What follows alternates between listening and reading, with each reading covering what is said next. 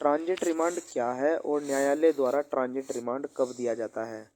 Remand की परिभाषा, जिसे हिंदी में हिरासत कहा जाता है, दंड प्रक्रिया संहिता 1973 के अंतर्गत प्राप्त होती है। दंड प्रक्रिया संहिता 1973 की धारा 41 के अंतर्गत पुलिस किसी व्यक्ति को कब गिरफ्तार कर सकती है, इसका उल्लेख किया गया है। कोई व्यक्ति वारंट के बिना पुलिस द्वारा संज्ञेय मामले की परिस्थिति में गिरफ्तार किया जाता है।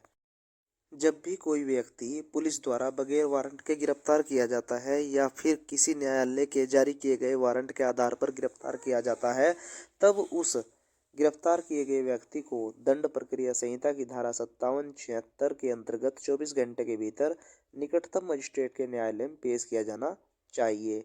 मजिस्ट्रेट के अधिकार के बिना 24 घंटे से अधिक अवधि के लिए उस व्यक्ति को अभिरक्षा में निरुद्ध नहीं रखा जा सकता।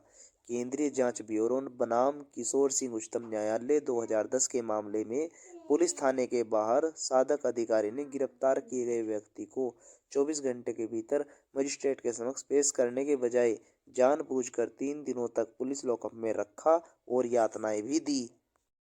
उच्चतम न्यायालय ने पुलिस की इस ज्यादती को गंभीरता से लेते हुए अभी निर्धारित किया कि संबंधित दोषी पुलिस अधिकारी के विरुद्ध धारा 342 दंड प्रक्रिया संहिता के आरोप के अधीन कार्रवाई किया जाना न्यायोचित था।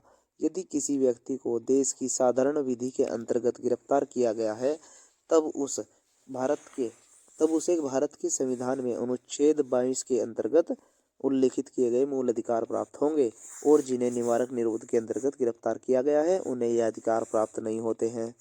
जब भी कोई अपराध होता है, तब उस अपराध को भारत राज्य के किसी एक थाना क्षेत्र के अंतर्गत FIR पर दर्ज किया जाता है।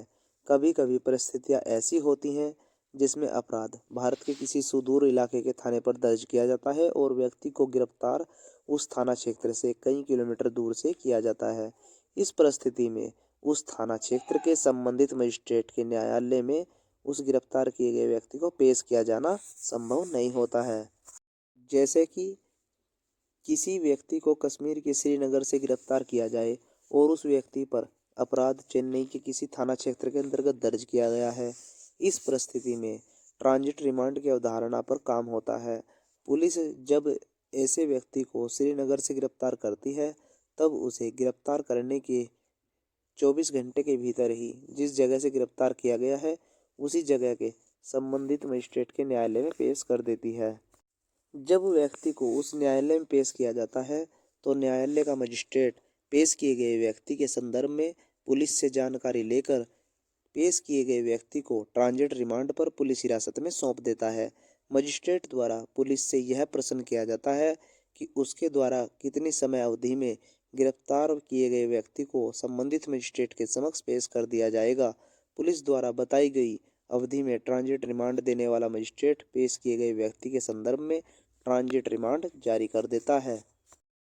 पुलिस उस ट्रांजिट रिमांड को लेकर गिरफ्तार किए गए व्यक्ति को संबंधित मजिस्ट्रेट के न्यायालय में उपस्थित होती है और फिर संबंधित मजिस्ट्रेट उस व्यक्ति के पुलिस रिमांड के संबंध में अपना आदेश देता है।